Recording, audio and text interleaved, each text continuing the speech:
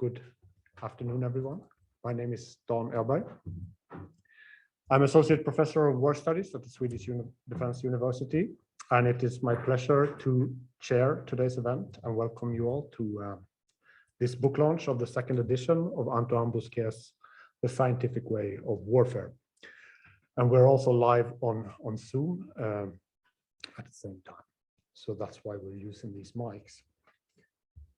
For those of you who do not know Antoine, he is Associate Professor at the Swedish Defense University, having previously held positions at Birkbeck University of London. And his work lies at the intersection of war and political violence, the history and philosophy of science and technology, and social and political theory in the information age. He's the author of 2 books, and you find them behind us here. Most recently, the award-winning The Eye of War, Military Perception from the Telescope to the Drone by University of Minnesota Press. It was released in 2018. And Antoine also currently serves as digital editor for the Journal Security Dialogue, where he hosts a regular podcast series. But today's event is dedicated to his first monograph, the revised and extended second edition of The Scientific Way of Warfare, Order and Chaos on the Battlefields of Modernity. The book was originally published in 2009 and has been widely praised as a remarkable overview of the influence of scientific ideas upon the theory and practice of war. I will now hand over the floor to Antoine, who will speak for about 45 minutes. And this will be followed by a discussion and a Q&A. And it will be possible to also pose questions from the Zoom chat. So without further ado, Antoine, the floor is yours. Thank you, Dan. Thanks for helping me organize this event, and thanks to all of you who've come. It's a very sunny day today in Stockholm, so no doubt that's drawn some people away. But thanks to those who have made it. It's a quite, I think, special privilege to have the opportunity to return to a piece of writing and to write a second edition, something that I really didn't imagine when I first began work on what became this book, because this was my PhD thesis, which I began now a long time ago, nearly 20 years ago. And of course, PhD is a solitary experience. You feel like you're often talking to an empty space. And when a PhD becomes a book, then you start perhaps to have some return, some response to it. And I was very fortunate for this book to have received quite a strong response. And to have now almost, let's see, 12, 13 years after its original publication, the opportunity to return to it, to revisit a text, which I hadn't obviously touched for all this time. It's quite a strange experience. There's something quite odd about returning to old writing, because in a way it is a text that you deeply know, that was created at a very formative point in my intellectual development, but it's also something that just feels quite external, that it's as if someone else wrote this. And I think that's the process that most writers experience. But I did get the opportunity to go back to it and to give it what I thought would be a new lease of life. And I felt that there was the opportunity to do that because, for one, and I hope others will agree, most of the analysis held up, but it was also important, I think, to bring it up to date, since quite a lot happened since the book was finished, and it made sense to try and continue this analysis and to take the opportunity as well to revise it, to rework it, to use the benefit of the experience I've had as a writer to hopefully make it accessible to a new audience. So what I want to do in this short talk is really go through the argument of the book once again, and extend it beyond the place it stopped back in the late 2000s. And then I look forward to the discussion exchange I can have with Dan and with the rest of you. So let's begin. The starting point, if you want, the premise of the book is to draw a similarity a common starting point, if we want, to the activities of science and warfare. And the contention is that they share a common problem of order and chaos, or the relationship between order and chaos, and through it address the issue of control. If we turn to science, well, one way of thinking about what science is an activity that seeks to discover order behind the apparent chaos of nature. It seeks to detect regularities in the behaviors of the various natural bodies that make up the natural world, and to abstract these into constants or laws of nature. These in turn, of course, can be adopted and utilized by technology. After all, what allows technology to grant us power over the world is its predictability. And this predictability is enhanced, but to the extent that our technology is founded on an understanding of certain regularities, certain laws in the natural world. However, science has also discovered in the interval of the modern period, since the scientific revolution in the 16th and 17th centuries, that some of its assumptions about what order was and the extent to which chaos and uncertainty could be removed has in fact had to, in many cases, admit that there are various chaotic and random phenomena that are not necessarily easily reducible to order. And in fact, that higher understanding can be developed, can be acquired by granting more room for chaotic and random phenomena. And I think we can see an analogous problem in the military. After all, again, thinking very fundamental elementary terms, what an army is trying to do at the organizational level is to maintain consistency and order, unity of purpose in the conditions of chaos and disorder, namely the battlefield.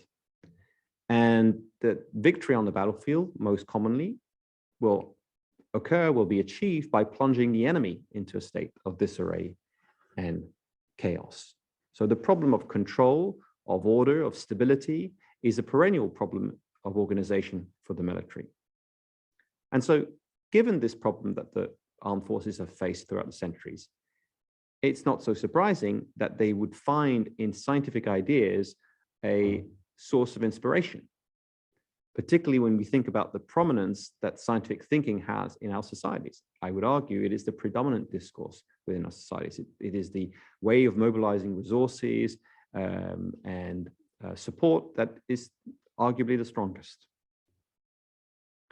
And the military also has discovered through its adoption of science and through its handling of the problems of order and chaos, that in fact, some forms of control need or demand the relinquishing of a certain degree of order. And this is a tension that's been played out through the ages in military context between the impetus to centralize and to control in a hierarchical fashion and the adoption of decentralization, of rendering or awarding greater autonomy to the parts of the military. In sum, and this is the central thesis of the book, we can speak of a scientific way of warfare. That is to say that over several centuries, there has been a certain continuity in the adoption of scientific ideas to come up with different kinds of principles of organization, but nonetheless can be traced back to certain scientific principles. So briefly, what are these principles? Or what is the kind of periodization that we can provide? So throughout the book, I distinguish 4 regimes of the scientific way of warfare, effectively 4 periods. These 4 periods are organized in accordance with 4 scientific theories or bodies of theoretical work and associated technologies.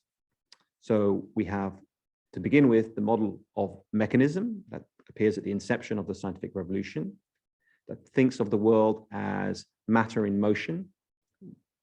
And this is associated crucially with a technology of clockwork, the dominant technology of the age, the most remarkable technical device of its time. We're talking about the 17th and 18th centuries here. Then we have a model of thermodynamics that becomes prominent based on a science of energy. And here it is the engine that is the corresponding technology associated with industrialization, motorization, and so forth. Third, we have a model of cybernetics that emerges in the middle of the 20th century that is founded around the key concept of information, and particularly information feedback, and draws upon the technology or inspires itself from the technology of the computer. And finally, from the late 70s, early 80s onwards, we have the emergence of a new regime of the scientific way of warfare, organized around the ideas of chaos and complexity, or what I call chaoplexity in the context of the book. And here, the key technology is the network. Now, crucially, when I refer to specific technologies, I think it's really important to understand them in two dimensions. One is as material artifacts. There are technologies that are visible everywhere and affect our social existence and have material effects. But they are also powerful metaphors. We become used to thinking about the world in terms of these technologies. So we think of, in the Newtonian or the mechanistic era, we think of the world as a clockwork mechanism. Under a regime of cybernetics, we think of the universe as a giant heat engine, or the human body as a motor. The computer becomes closely associated with the idea of the brain, for instance, that many processes are thought of as informational processes or computational processes. And of course, you will all be perfectly aware that we live in an age where we think networks are everywhere. The network is the dominant metaphor of our times. So let me run through these quickly. Beginning with mechanism.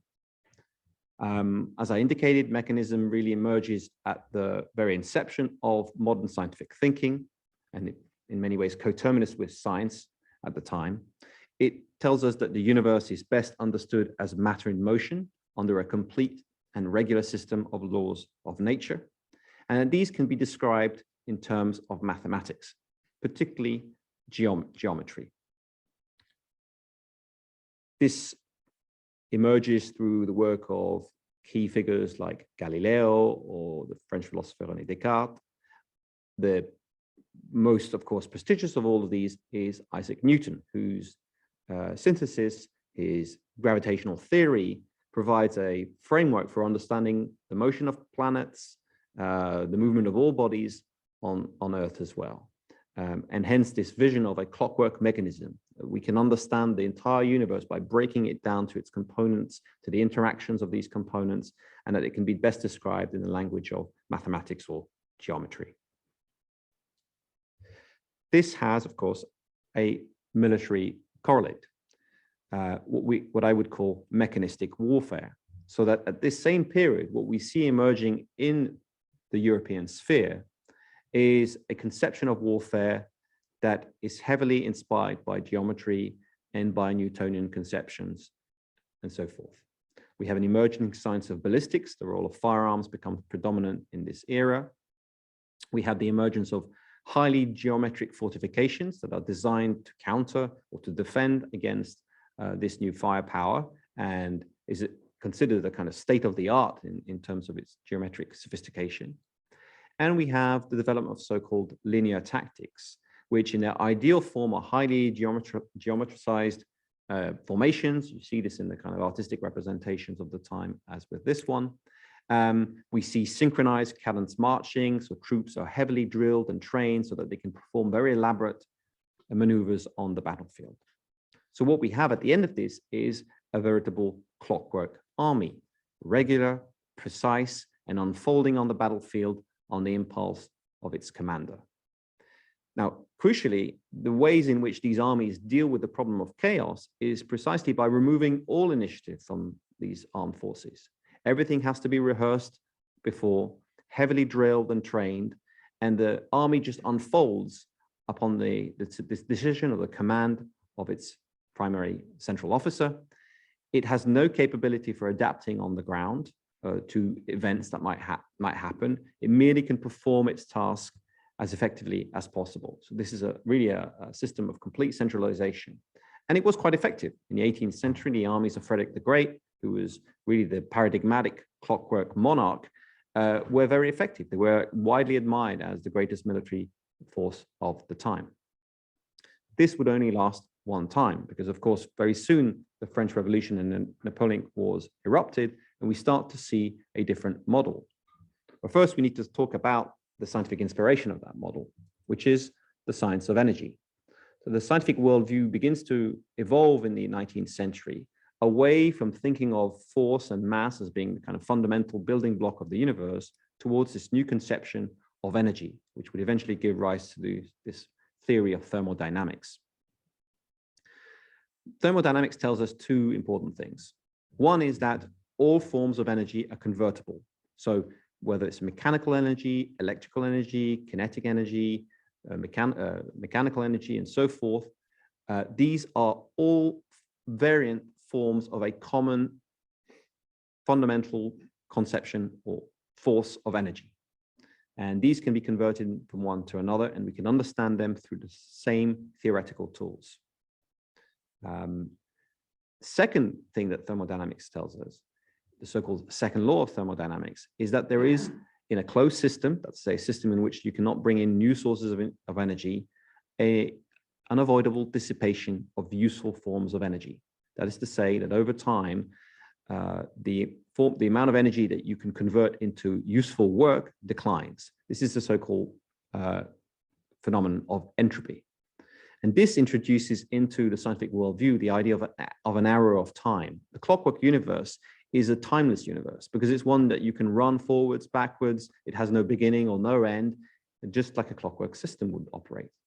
But if there is entropy, and if we think of the universe as a closed system, its finite boundaries, then it means that the universe must necessarily be running down, that we are racing very slowly, but nonetheless determinedly towards the heat death of the universe. At the end of these physical processes, we will live in an undifferentiated universe where there are no heat differentials, no ability to convert anything into work, a completely motionless void.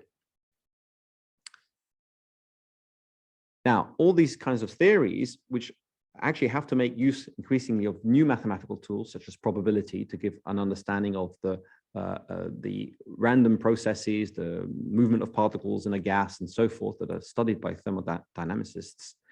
In addition to this, what we're seeing at the same time is the growing industrialization and motorization of society, that the engine is becoming the key technology, and thermodynamics emerges both as a formalization of the understanding of the technology of the motor, but subsequently as a way to improve the engine. So a kind of back and forth between the technical object and the scientific understanding. So now when we turn to war, of course, this period, the thermodynamic period, broadly running from the early 19th century to the mid 20th century, is a period in which we see war increasingly focused on the harnessing and projection of ever greater quantities of energy. This might be the energy of weapons through the increase in the destructiveness and the speed of delivery of weapon systems. It might be the energy driving vehicles on land, in air, and sea, the motorization of war, in other words. Or it might be the moral energies of entire populations galvanized for war through processes of mass conscription and total war. Now, while total war on one level becomes synonymous with heightened centralization, so you need command economies, you need very powerful states to run total war. At the same time, there is an increasing difficulty of maintaining order upon the battlefield. Battlefields are filled of these releases of energy, smoke, fire, the kinds of ideals of the clockwork army are really no longer a solution to disorder there. And what we start seeing there is some tactical attempts at decentralization, most notably the stormtrooper tactics deployed in the First World War, or the blitzkrieg tactics developed in the Second World War, attempts to navigate the chaos of war by decentralizing, by giving greater autonomy to the parts.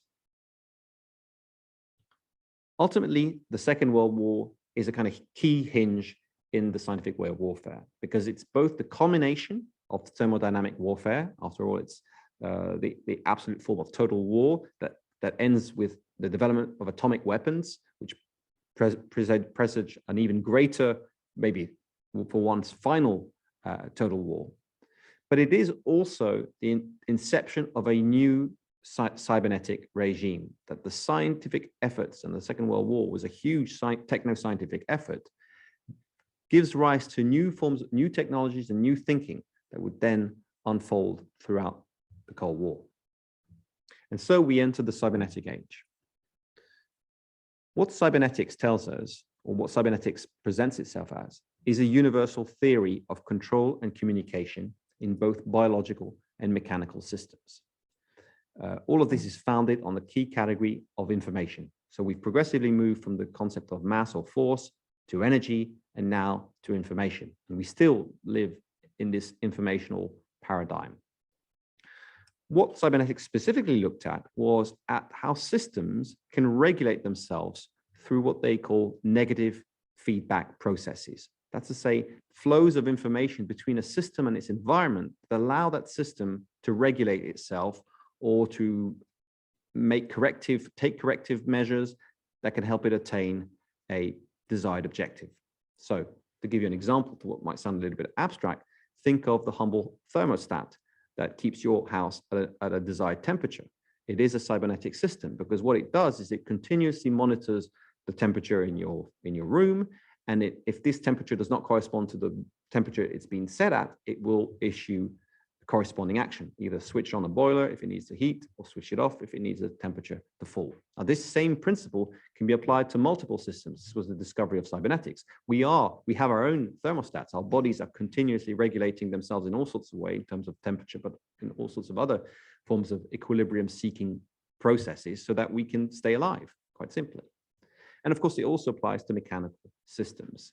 And some of those that were developed in the Second World War, such as guided missiles. A guided missile is a cybernetic system because it has been set a trajectory or a target, it's sent towards it, but it continually computes any corresponding measures it needs to take to adjust its trajectory so that it will arrive where it's been destined to land. Crucially, for the cyberneticists, information is conceptualized as negative entropy. It is thought of as the opposite of entropy, as the opposite of disorder. So the scientific worldview that emerges is one in which information is the source of order, and information is what maintains the forces of disorder or entropy or entropy at bay. The key technology, the key metaphor is the computer, a technology developed during the Second World War, an information processing device, of course, and one that serves as an ideal control mechanism, as the brain, if you want, of a cybernetic system. Military activity in this period, therefore, undergoes an extensive process of computerization and automation, particularly under the impetus of the threat of nuclear war and the dwindling reaction times implied by it. This is a period where military thinking moves from a traditional conception of command to one of command and control. Control is an essential category within cybernetic thinking. And the difference between command and control is that command entails this idea that you give orders and your troops go out and perform on them, and eventually you might hear back from their results. Command and control implies a very tight feedback link whereby the commanding forces officers are continually monitoring what is going on and able to issue corrective orders. So of course, what we're talking about here again is a cybernetic system. So cybernetic systems don't have to be individual beings or technologies. They can be entire social systems, can be understood as cybernetic systems. So in the Cold War, what we see is the erection of very large command and control architectures that enable the coordination and command of troops across the world through the deployment of information and telecommunication technologies. And one of the implications of this is an even greater degree of centralization than has ever been seen. This deployment of information technology seems to allow a degree of command, a degree of control, a degree of monitoring that was unimaginable for previous armed forces. And in the context of a potential nuclear war that you would need to coordinate under very stressful conditions, it seems to be ideal. The problem with this is that cybernetic warfare tends to promote an idea that the appropriate development of information and communication technologies will deliver something akin to informational omniscience, that you'll be able to know and see everything, that you can gather all the information, that you can put it all into a computer, and that on that basis, you will eradicate uncertainty, friction, disorder from the battlefield. That's the vision. Yet in the Vietnam War, cybernetic warfare comes to fail spectacularly. The assumption going into that conflict was that the technological and scientific superiority, very clearly on the American side relative to a third world army in the case of Vietnam or North Vietnam, this would mean and could only mean a swift victory. Of course, this didn't happen. What was discovered is that the obsession with the collection of information and the statistical evaluations of war ended up obscuring the reality of the conflict and impeding an understanding of the North Vietnamese mindset.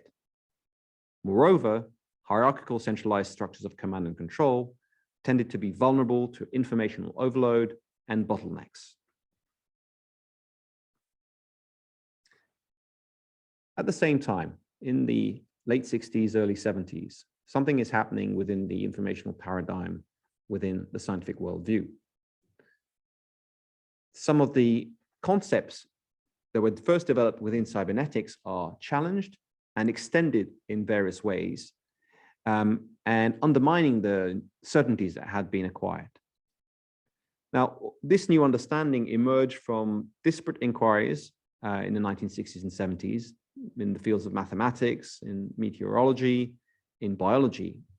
But all these discoveries have in common is that they share a focus on systems characterized by nonlinear relations, runaway processes of change, emergent behavior, and bottom-up self-organization. These would become understood as the bodies or the fields of chaos theory and complexity science. Again, chaoplexity. The key here is that we're still talking about systems, informational systems. We're still talking about feedback loops of information that are key to the behavior of systems.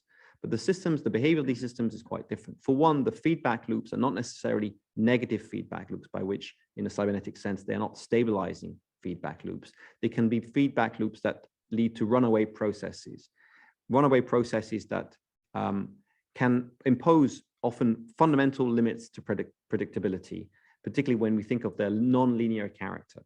So this is the reason why we discovered in the 1960s that we would never be able to predict the weather more than 10 days or so ahead.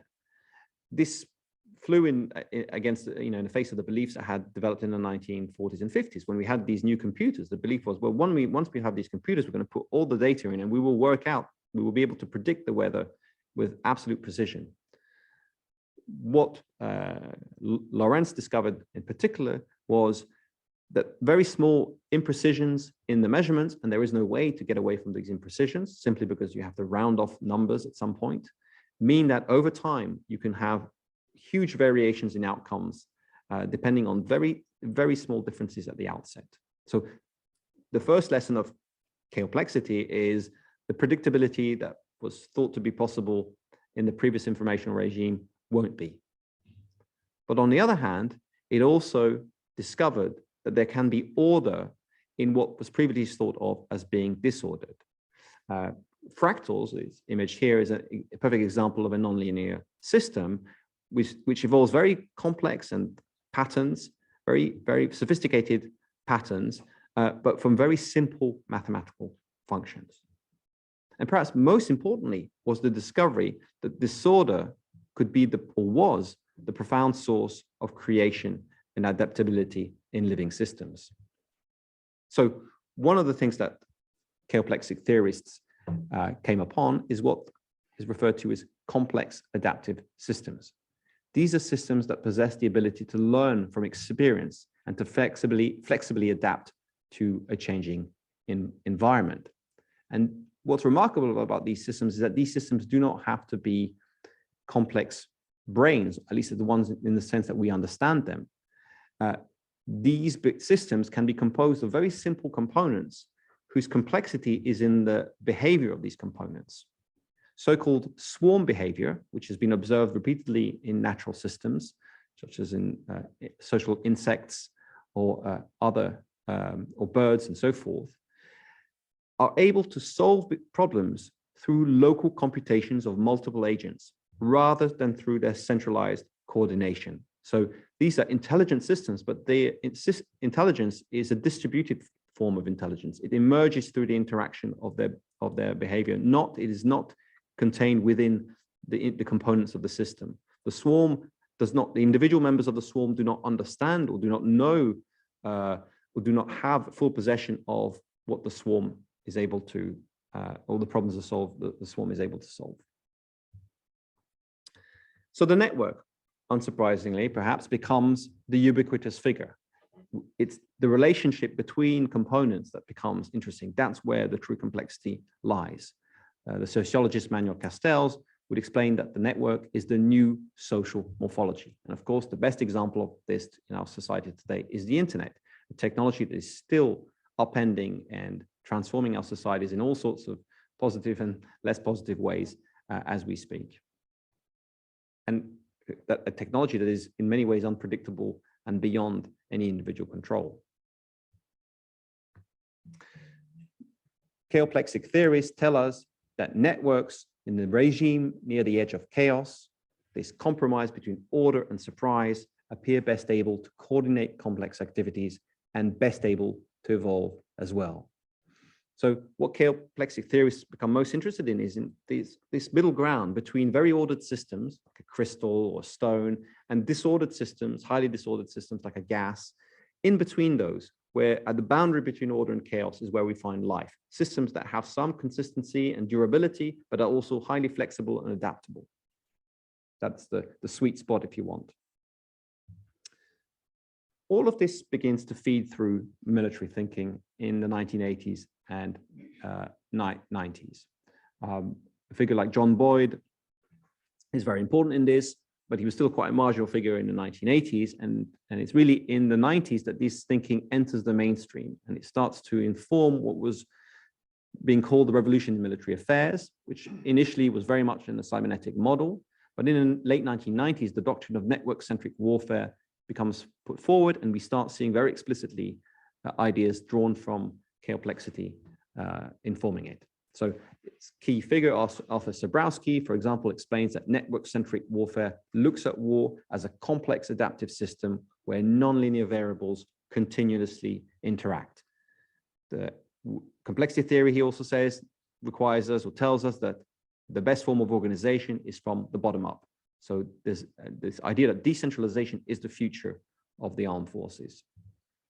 Swarming gets picked up at the same time. So a whole concept of military swarming comes to the fore, whereby armies will now move towards highly dispersed forces that reduce the vulnerability to targeting, but will coordinate and pulse against enemy targets when required before dispersing again. Now, while network-centric warfare can certainly be credited with promoting chaoplexic thinking in the military, in theory and in practice, it did tend to lapse back into cybernetic conceptions through repeated attempts to eliminate uncertainty from war and by breaking in sufficiently with centralizing habits.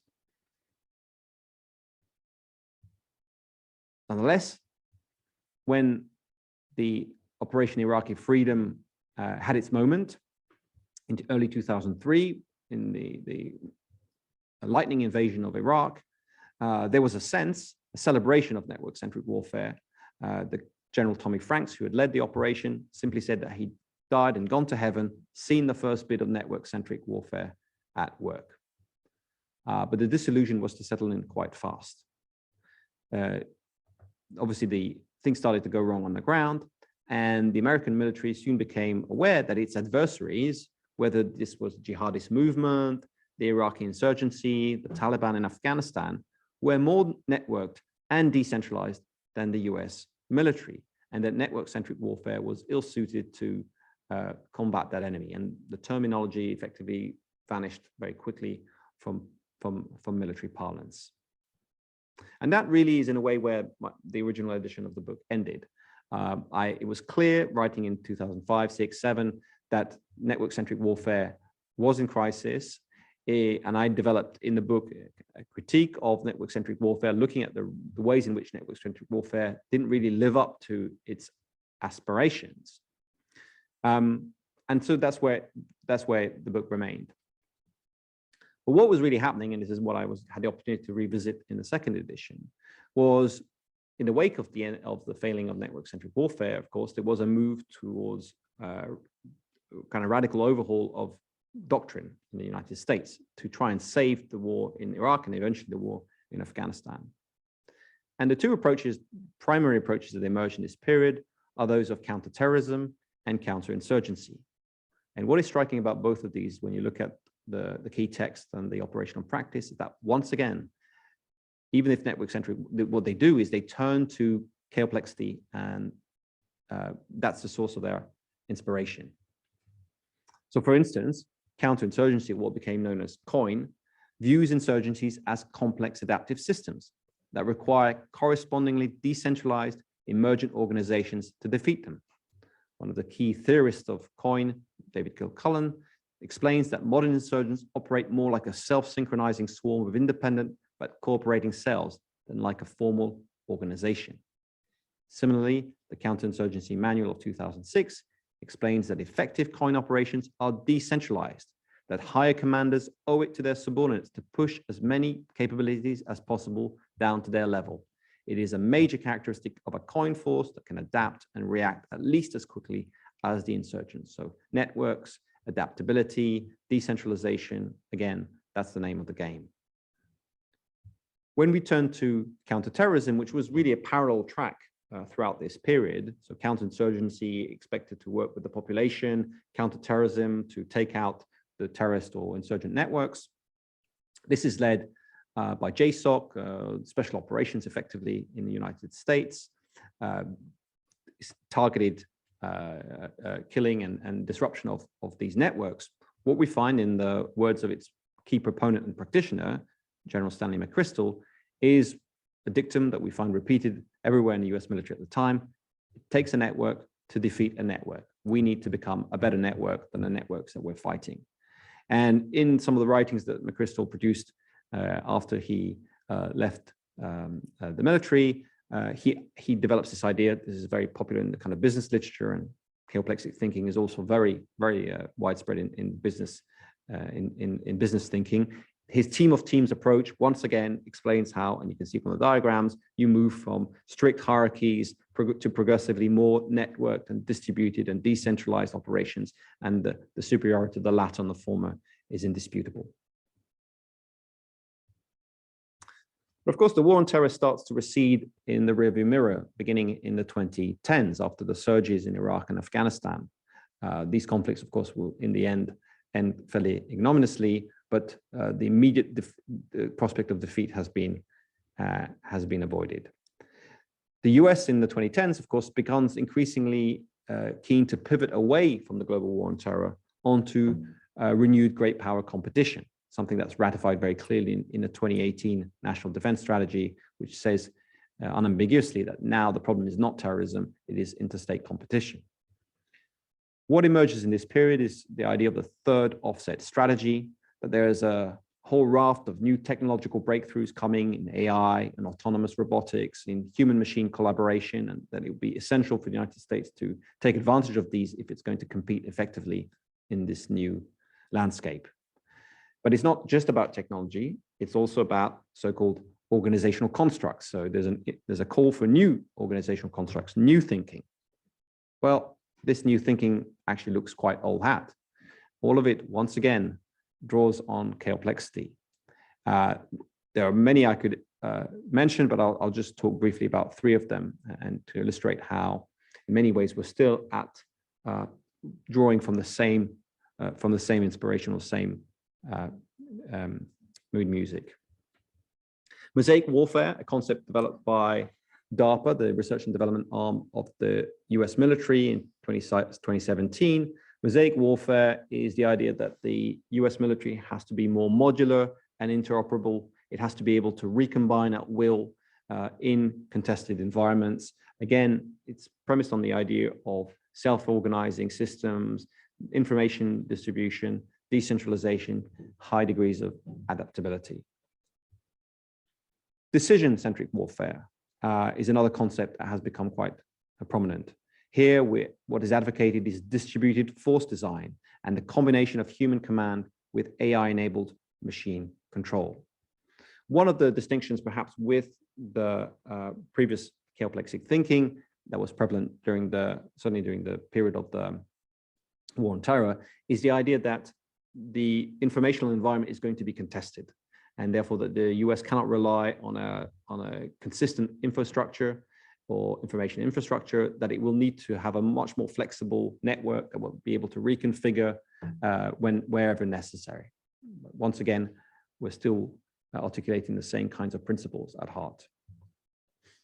Finally, we have the concept of hyperwar that foresees battle spaces populated by swarms of complex autonomous systems, and in which decision cycles have collapsed to fractions of seconds through the leveraging of AI and machine cognition. So this revival, this persistence of chaoplexic thinking is being informed also by the new age of robotics, the idea that swarm technology is now a reality in terms of, or will be a reality in terms of the mechanical systems that can be deployed. People talk about billions of drones being deployed to form huge swarms, and AI systems will be able to automate to a great extent the behavior of these systems or coordinate them.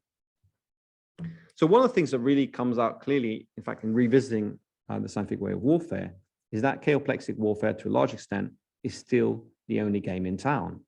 It still draws on the same ontological principles. It advocates the same operational dictums. These are being rehearsed really largely unchanged for now 20 to 30 years or so. And one of the things that's striking is that in doing so, there's a certain amnesia that is kind of prevalent in military thinking. Some critiques are articulated as part of these new proposals, critiques of network-centric warfare. And some of these critiques, in a way, echo the critiques, for example, that I made in the book early on, that network-centric warfare was, in fact, far more hierarchical than it thought it was. But what's peculiar about the critiques that are being formulated by within these new doctrines is that they present network-centric warfare as explicitly hierarchical, when in fact it said quite the opposite. It was, the problem was a disconnect between what it was saying and what it was doing. And I think there's a problem for these new approaches that if they're not being sufficiently self-aware of the ways in which previous kinds of advocacies have fallen short, and that they are really just rediscovering the wheel in this regard. So let me kind of bring this to a close with some reflections, because I think the questions are a little bit different for the book now at this point than they were in the mid-2000s. In the mid-2000s, I was looking at the failure of network-centric warfare and understanding why it had failed, and suggesting in the book that despite the failure of network-centric warfare, it might just be the premises of a more fully chaoplexic form of warfare. But of course, what we've seen since is, again, repeated attempts to perform this or to develop this form of chaoplexic warfare, and still no clear demonstration of its success. So the question is a little bit different, because one of the questions is, well, why are we still stuck in this eternal return? And why is the US military, despite its persistent advocacy of these principles, unable to implement them? Well, I think an answer to this is that there is a fundamental tension ultimately between the principles of chaoplexity, this idea of decentralization and distributed self-organization, and the state character of national militaries. Western militaries have been looking at insurgent groups, non-state actors, and finding chaoplexic principles at play and wanting in many ways to emulate them. But the problem for a state military is that fundamentally it is a state military. That is to say, it is betrothed to a state, which is an inherently hierarchical organization. There is no such thing as a network state fundamentally. And so attempts to decentralize the military are always brushing up against the requirements of chain of command, submission to political order, conformity with laws of war, and so forth and so forth. Now, the more sophisticated theorists, I think, recognize that tension and are trying to navigate a middle road. But whether that is ever going to be possible is, I think, an open question. And at the very least, that tension has to be, I think, acknowledged in a much more significant way.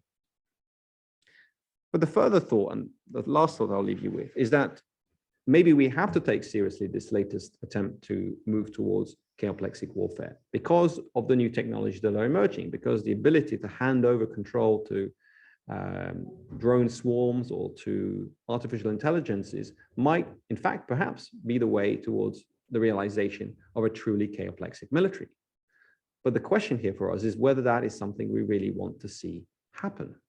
Because a fully autonomous war machine, a war that really finds itself waged at the edge of control, might well be one that falls outside of a control. The autonomous war machine is perhaps something we do not want to see. So we should be perhaps careful in this respect, what we end up wishing for. Thank you.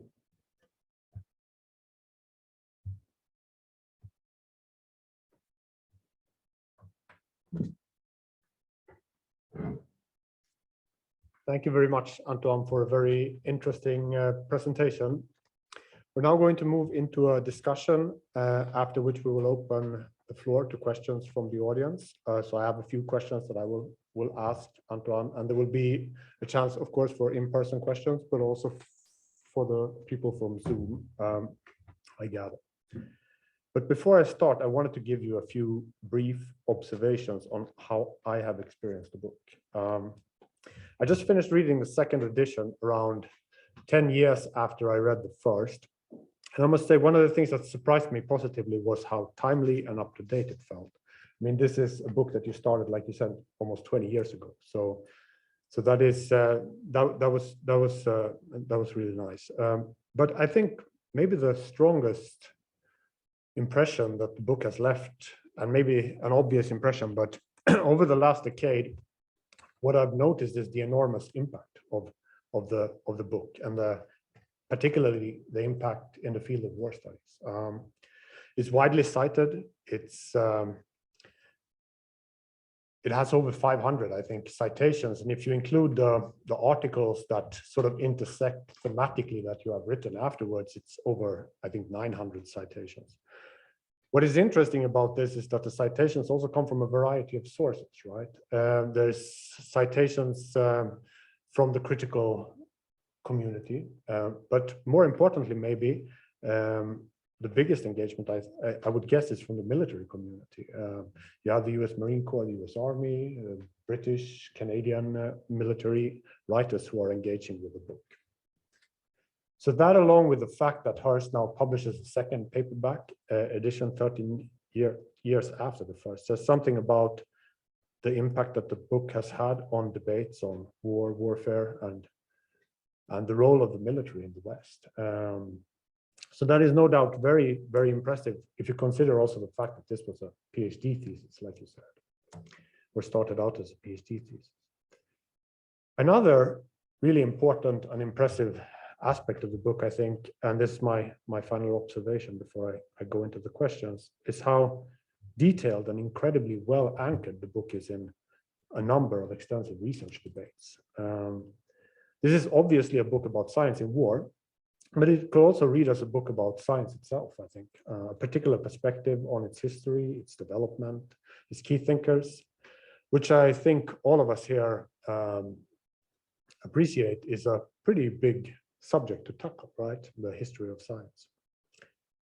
So the book takes us from the early Enlightenment era to thermodynamics, complexity theory, chaos theory. We encounter Norman Wiener's ideas on cybernetics, Mandelbrot and fractals, Prigogine, the Nobel Prize winners, work on change and contingency, and many, many, many others. And then I haven't even mentioned war. So while the impact and the way the book has been engaged with speaks directly to the quality and the lasting value of the ideas, I think the depth of the discussion and the very precise and elegant way that you tell the story of science in war and makes it your particular story also says something very important about the time and effort and skill set that is needed to write a book like this. So maybe something that is also worth emphasizing in today's academic publish or perish climate, that good research takes time, and books are important and have a lasting value. But let me go into the first question. It goes without saying that The Scientific Way of Warfare is a book about history. So I wanted to start with a question about how you view historical work, and perhaps more specifically about what difficulties you perceive when approaching the history of war. It so happens that I'm reading up on historical work myself, meaning that I had the chance to read Antoine's book alongside the books on the same period that he is describing. So one of the things that struck me when I did so is that much historical work nowadays is focused on what we may call maybe the micro practices or micro perspectives on history. Books focusing on short time frames, perhaps the role or impact of one understudied event or thinker or group of people as part of a larger historical context. But in your work, you approach science of war through a long time span, essentially from the Renaissance and up to the present. And you focus on long-term historical structures and discourses.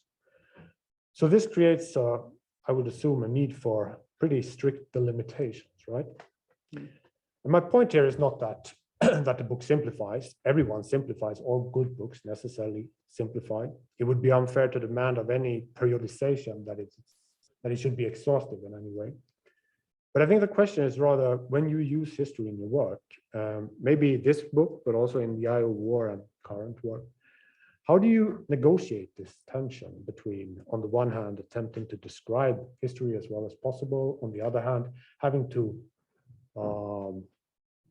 cut out large part of said history or research? Thanks, Dan. That's a very good question. I think, you know, my relationship to history is really probably not one that would be shared by many historians. In fact, you commented on the fairly wide reception of the book, but certainly one audience that I haven't really had much engagement from are historians, whether military historians or others. And I think it's pretty obvious why, because, you know, it's a book that attempts a kind of grand history, which I think today professional historians are quite reticent to. And of course, it makes very broad claims that don't sit uncomfortably with the historians, focus on much more limited accounts or periods and so forth. That said, I'm hugely in debt to historians because the kind of work I do is basically about pillaging other people's work in order to do the kind of synoptic overview that I want to do. So it's really important. I have a lot of respect for the archival work that historians do and the detail to which they can go, because that's kind of food for me, who's not an archivist, who lives largely in the secondary literature. But I guess I'd maybe want to say something about how the book came together, because I suppose there's a question a little bit about method that's behind your question. And of course, when you're dealing with such a big topic, the question of delimitation is one. I think what helped me when I set out with this project is that fairly early on, I had a conceptual scheme to latch onto. So this idea of I initially had three categories: the clockwork, the engine, and the computer. And these are not my initial kind of ideas. Several thinkers had already written about these technologies as paradigmatic technologies. And so once I had that, I could then kind of raid history in a fairly opportunistic fashion to build the case that I wanted to. Eventually, I realized I needed a third category, and the network was very obvious. But once again, there was a lot of writing about the significance of the network.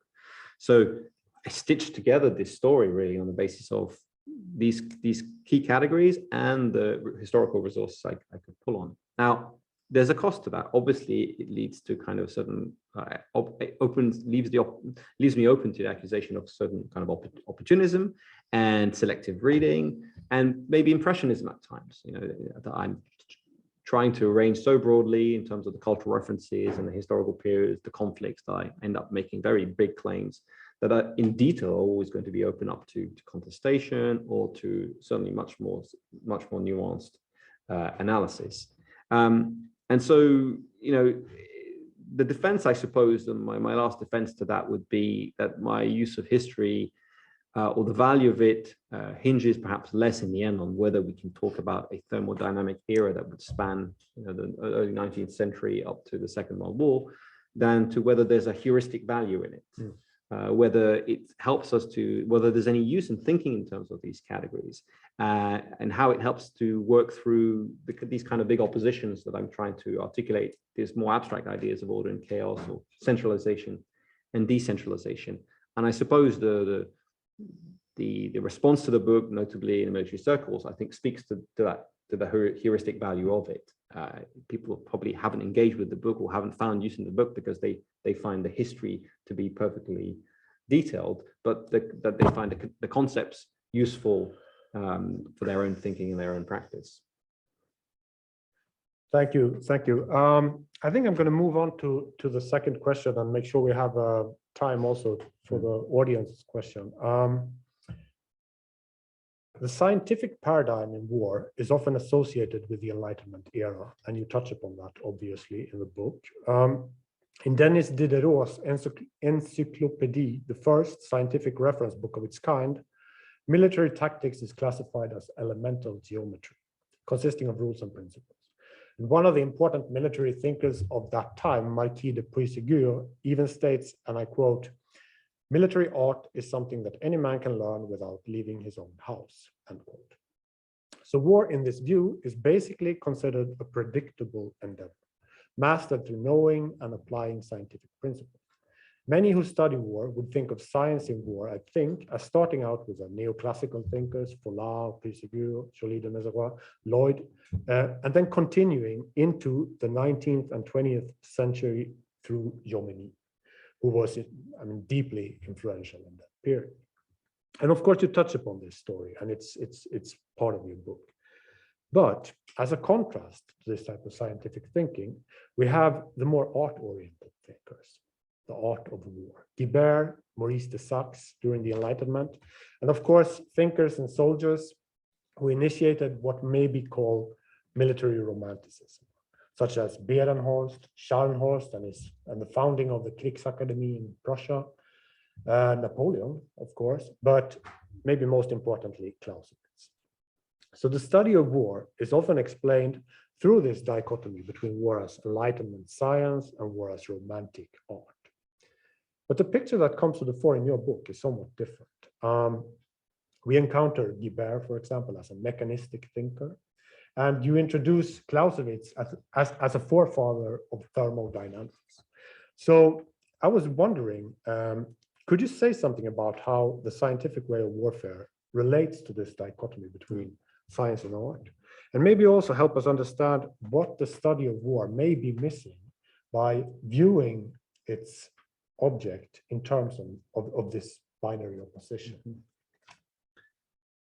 So I think the way I've kind of thought about science in this book, or just generally in my work, is I share some of the criticism that's been addressed at scientific thinking as overly rationalizing, as totalizing, as premised on fantasies of control, and so forth. This is the old romantic criticism.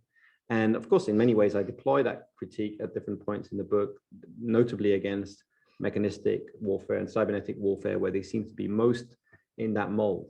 But I think what I wanted to also recover is that I think that's only a partial understanding of what the scientific mindset is, or rather that science is something that is that has its own kind of grapples in its own ways with problems of uncertainty and disorder, and that within science there are various approaches that are not premised on the same level of control or certainty that we normally associate with the scientific mindset.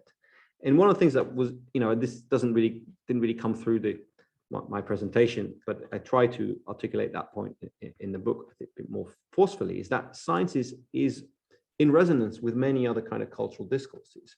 In the presentation and the way I've talked about it, would appear that science is this master narrative that imposes itself on the rest of society, but I don't think that that's the case. I think that science is a dominant narrative for sure, but one that draws inspiration from many other forms of thinking as well.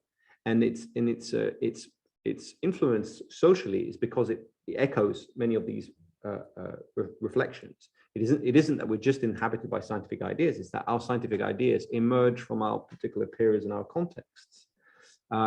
So ideas of clockwork mechanisms and so forth closely intertwined with ideas about divinity and religion in the early part of the scientific revolution. It isn't the case that there's religious thinking and there's scientific thinking, and these are completely distinct to one another. They coalesce at this period. The discovery of thermodynamics and the thinking about energetic processes is tied into a period of generalized social upheaval.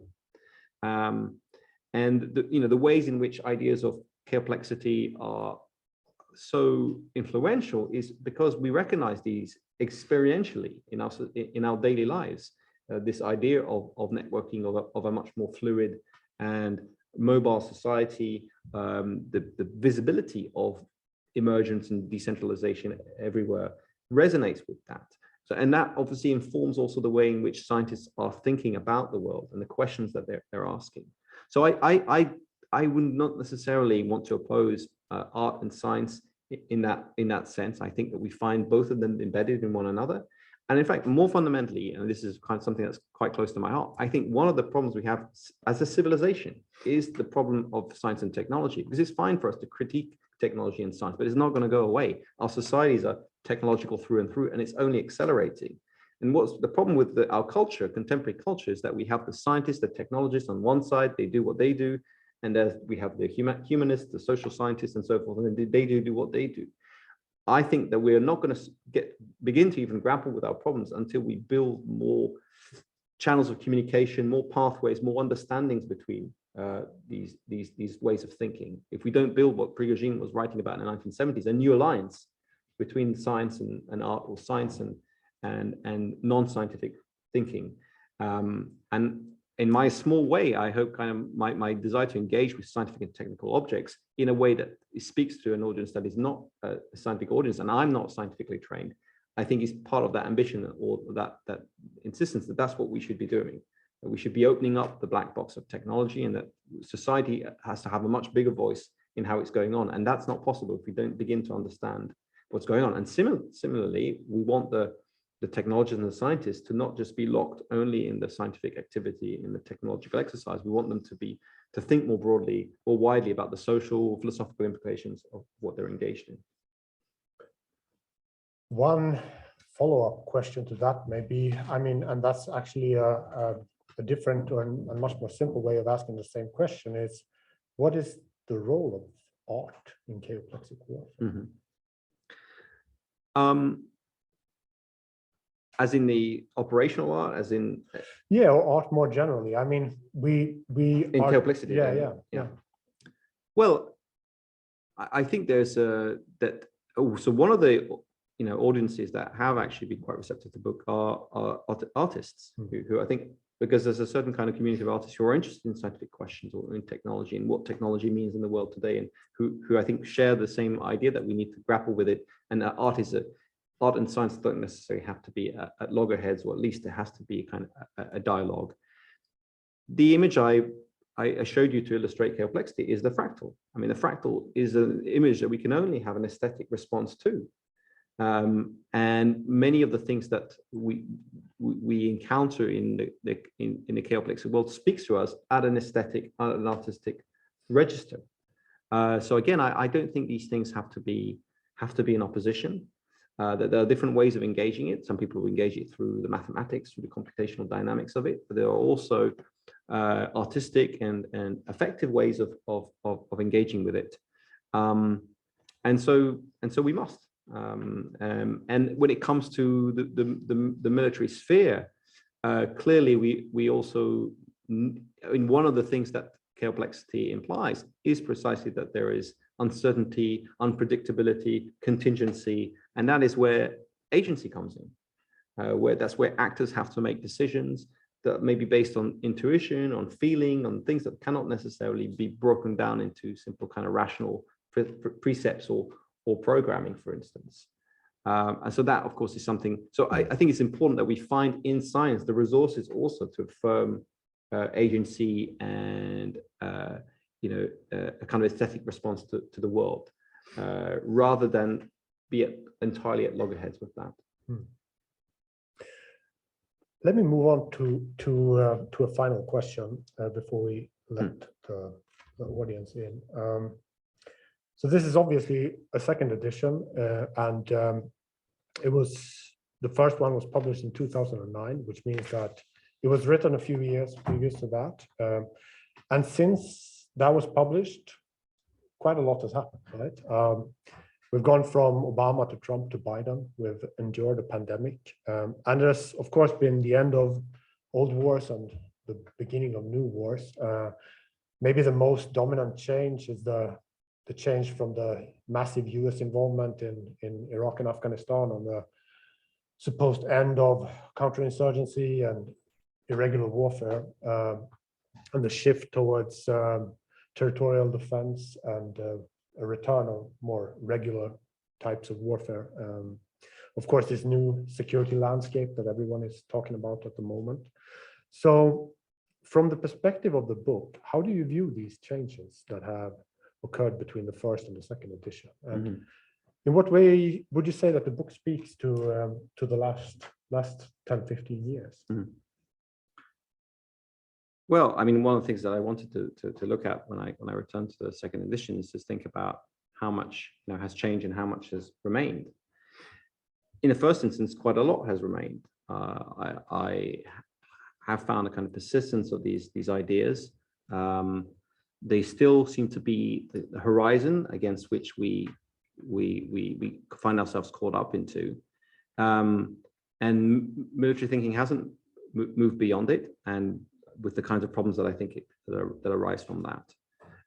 So on one level, we see that the situation hasn't really changed, at least certainly in Western military thinking. I was often asked when I presented the book originally, particularly by military practitioners, as to, well, what's the next thing? You should tell us what's coming next. If this isn't working, what's coming? And I never had unfortunately, a good answer for that. But I think that speaks to, well, perhaps my deficiencies, but in general, I think the conditions in which we think in the world, which is to say,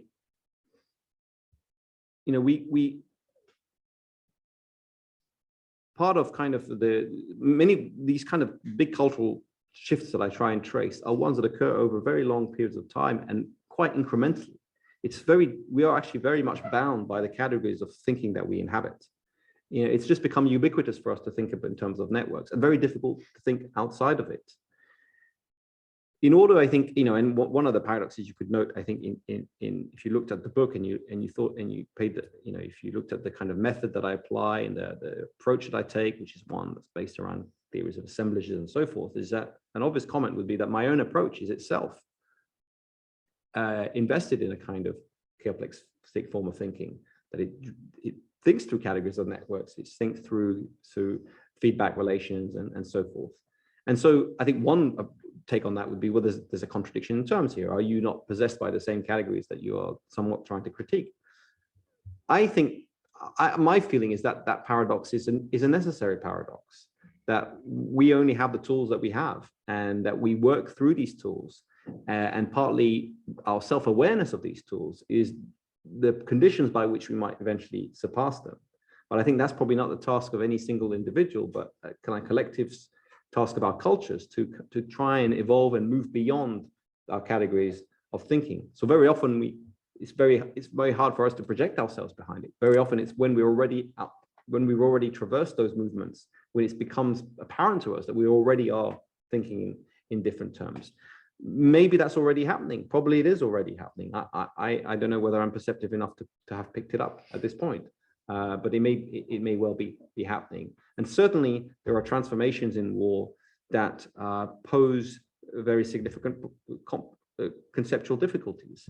Over the last 10 years, ideas of hybrid war have kind of contributed further to dissolving the stability of the categories of war. And in some ways, of course, when you think in chaoplexic terms, everything is interconnected and everything is kind of artificially bounded, and so it's coherent with that. But that might be dissimulating some much more powerful kind of subterraneous movements that may be happening. And so perhaps in our very back, there's already the formation of new categories of thinking. But to my mind, the best thing we can do is just try and think rigorously about them and self-critically about them. Thank you. So I think it's time to open the floor to questions from the audience. And I guess we can start with questions, whether there are questions in the room. There's quite a few.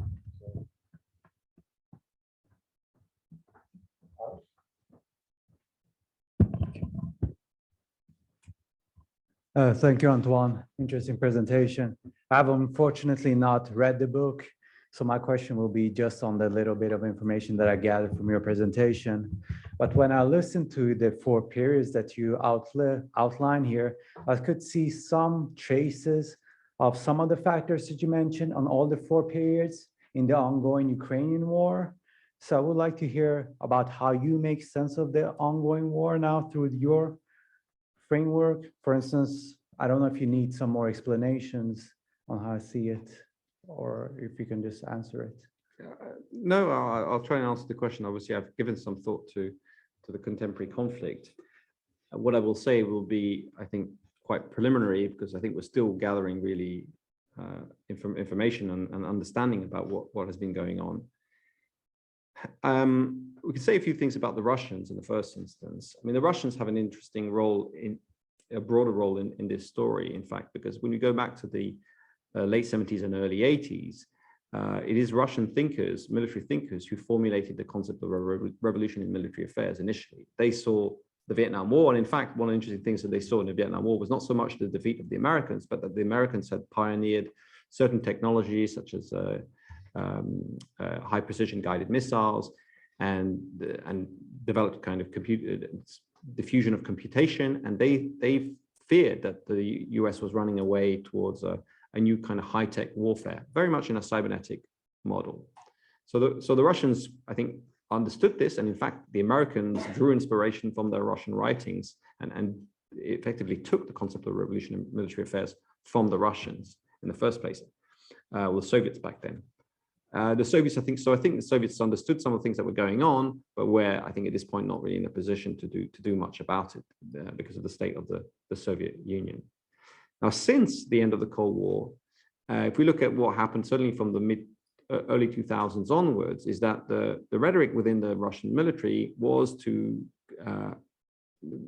replicate much of what was going on in the US. So ideas of network-centric warfare can be found in the writings of Russian thinkers. And I think there was a fairly widespread assumption that the Russians had modernized along similar lines. Of course, what we have seen, certainly in the first phases of that conflict, was that the Russians were in fact quite far behind. We saw that their information equipment was very, very low tech, using mobile phones, very little information security, and certainly none of the kind of decentralization that network-centric warfare or other chaoplexic approaches has been advocating. It's been very much commented on the fact that the Ukrainians have killed several Russian generals in the field.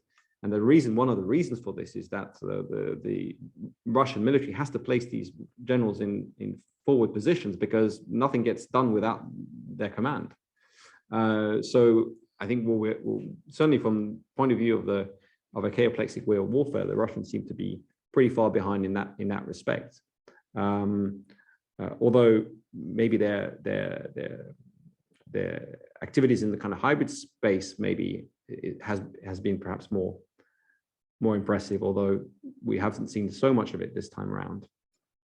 When it comes to the Ukrainians, I think I feel we know quite little, but we seem to know more about the Russians than the Ukrainians. But there's certain elements of what we hear about Ukrainian operations that speak to quite nimble, flexible, decentralized units, kind of shoot and scoot tactics, where dispersed troops will aim portable projectiles at Russian tanks and then disperse. There's talk about systems of artillery and air targeting that are premised on a kind of term that's been used as an Uber platform, where information is gathered and distributed and allocated to the most effective or the nearest or more ready weapons platforms. So there are elements here that are interesting. I think part of the lack of information we have is due to the degree, or regarding the degree of involvement of the West, and particularly the US, in terms of intelligence and information technology. I suspect we'll find that there's quite a lot of involvement here. But all that being said, is the conflict is now, of course, moving into another phase. It's becoming rather more attritional, and perhaps is playing better to the advantage of the Russians. The whole development of the revolutionary military affairs and network-centric warfare is very tied into kind of maneuverist conceptions of war, that the ability to encircle enemies and to defeat them decisively without getting caught up in an attritional war. And that's clearly what the Russians were attempting to do in the first part of the conflict and failed singularly to do. So I think there's still a lot to learn from this conflict. So far, just kind of summing up what I'm saying, I think the Russians have shown themselves to be quite far behind the curve in terms of what we might have expected. And there are interesting indications of certain kinds of tactics having been used quite successfully by the Ukrainians, which are typically tactics that we see from weaker sides, and that trade off mass and so forth for mobility and speed. And maybe, but I think again, I don't want to read too readily my framework into it. It might be the indication of a certain degree of decentralization and self-organization. Thanks. Okay. I think I saw a few other hands. Yes.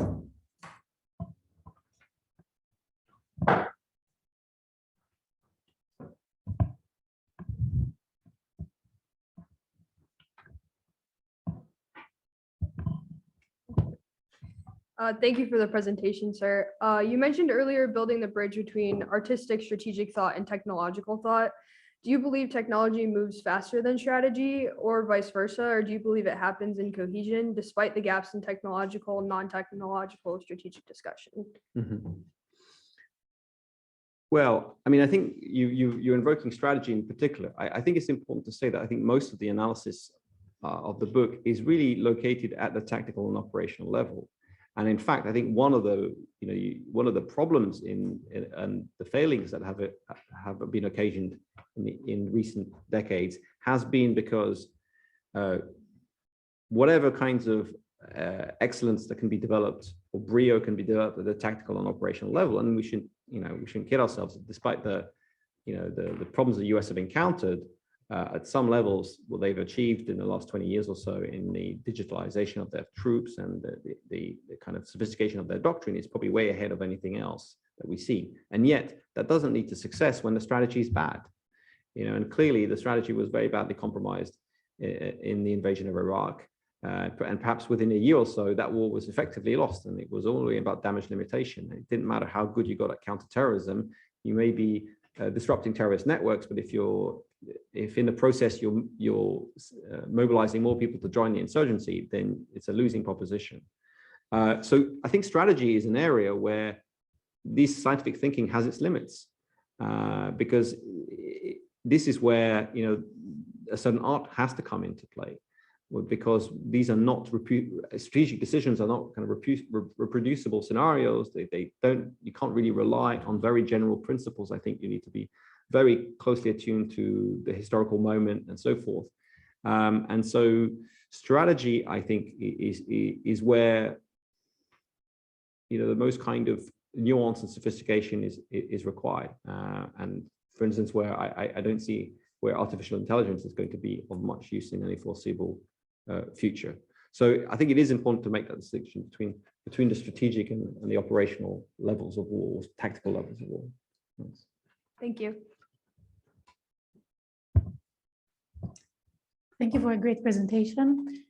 During your discussion with Don, but also I feel this is very much reflected through your book, you mentioned the need to bridge the gap between social science and technology and opening the black box. And that is a feeling I very much share. And I wanted to hear your thoughts on the counter argument to that. So for example, what will we gain by bridging the gap? Do we really need to do that? Or what is the problem currently? What is it that we're missing by not bridging that gap? Mm-hmm. Yeah, it's a very good question. And I think it isn't the easiest way to go, because in the social sciences, in the humanities, we've got fairly established ways of talking about things, including technology. And it's easier to talk about technology purely in terms of discourse and the ways in which people talk about things. And to some extent, that's what I do in the book. I do deal with the kind of category of discourse, but I'm keen to step beyond it as well and to pay attention to the material dimensions and to understanding the technoscientific from the inside. So the difficulty, of course, is that people will say, well, this isn't, where's the politics, right? That's the question I've encountered many times when I do my work. And I think the answer to that has to be an enlarged conception of what the political is. And if we think of the political as just this smushy stuff that happens in between human brains and that doesn't really involve the material world, then of course the answer will be, well, you don't need to study this thing, leave it to the engineers. But if you think that society and therefore politics is assembled, and it's assembled by everything, including all the material objects that surround us, sometimes in very kind of banal ways, the way we're sitting around a table today, that structures our interactions. Material objects are congealed social relations, ultimately, and they frame us, they orient us in lots of ways. And when we look at technological systems, that's very obvious. And even more obvious, I think, with technologies such as artificial intelligence, I don't see how we can even deny the fact that these technologies are orienting us. But I think the case can be made for much more banal kinds of technical objects. So to me, the case is pretty clear, but I recognize that in order to justify that move, you do need to make the case for a more capacious understanding of what the political is. And that it passes also through a kind of micropolitics of objects and of matter, and that many of our problems today, require us to have new forms of political agency that does require that we are able to act upon the material objects that make up our environments and our societies. And not because otherwise we will, I think, be merely dealing with the kind of built-in politics of those technologies. What the technologists do, whether they're thinking about politics or not, there is a politics in the worlds that they're creating, and we will inhabit their worlds, whether we like it or not. So we might as well grapple with it and try and understand it and act upon it. Running out of time, but Mike, you had a question, so I think we're going to end with Mike's question, and after that, there's also going to be a post-seminar for those who have time to stick around. Thanks. Antoine, the history that you trace from the pure mechanical to thermodynamics computing and then complexity, and then perhaps on to swarming, is a trajectory of control being thoroughly centralized to distributed network and then non-existent if you talk about swarms, essentially. Yet warfare is initiated, conducted, and concluded by humans for a purpose. And I'm trying to think who is going to initiate, conduct, and conclude war, and at the same time surrender control. They seem to be mutually contradicting. So is the human instinct to achieve your aims and maintain control going to be a natural handbrake to the trajectory that you're suggesting? Thank you. That's a very good question, and a quite profound one. First thing to say is, I think this question of control or centralization and decentralization is not simply can't be reduced to a kind of linear development from control to less control. I think these questions are interwoven into the history of war, and different societies, different armies have found different solutions to these problems, not always on a scientific basis. So, the Mongol armies use quite decentralized tactics, and they clearly evolved that as part of their way of warfare. The use of decentralized methods by insurgents or jihadists and so forth, I don't think are necessarily grounded in a scientific worldview, but simply out of a kind of operational necessity, a kind of evolutionarism or evolutionary trajectory.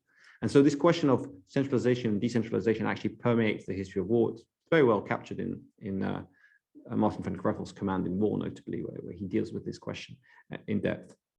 But to speak more directly to your question, I think you're right that what is certainly true, what I would agree is that the tendency right now, the trend and implied by chaotic forms of thinking is to surrender control. And that it does enter into direct tension with the idea that war should be, in the Clausewitzian mold, the extension of political will or policy. That implies a kind of instrumental understanding of war, where war serves a purpose. We have certain objectives and war must serve it, and therefore we need control is embedded in that conception. I think that's still, of course, the ways in which state militaries think, that's the ways in which governments think. But I also feel that the tools we're developing are increasingly potentially slipping out of our own control. And if we think about what's going on at the same time in terms of what war is, or what war is becoming, there's a lot of troubling features to this. You know, we used to imagine war as something that was very temporally and spatially bound. It starts at one point, we have opening declaration of war, it lasts for a while, it's fought over a territory, and then it ends. We now inhabit a space where increasingly the boundaries of war and armed conflict are very difficult to recognize. The war on terror, has the war on terror ended? I mean, I don't know. We think we know where it started, but some would argue that it's much older than that. And in many ways, the principles and the operations behind it are become a permanent condition.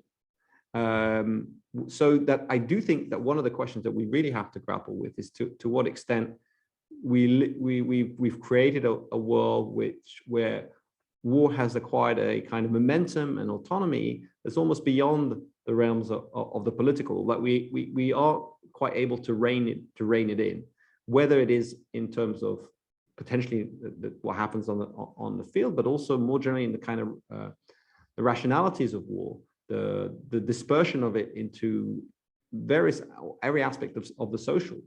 It's not that war is happening everywhere all the time, but it kind of erupts here and there, and it's become a much more diffuse condition than I think we've been used to thinking about at any rate.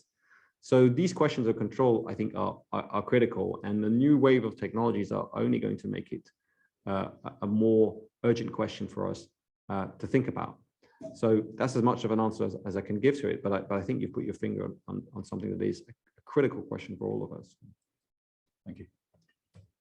Thank you very much, Michael. Thank you, Antoine. Before we finish, I just want to mention that you can find both Antoine's monographies for a reduced price behind us here. But unfortunately, we are already 5 minutes past. So it is time for us to end. But please join me in thanking Antoine for this wonderful presentation. Thanks, Tom.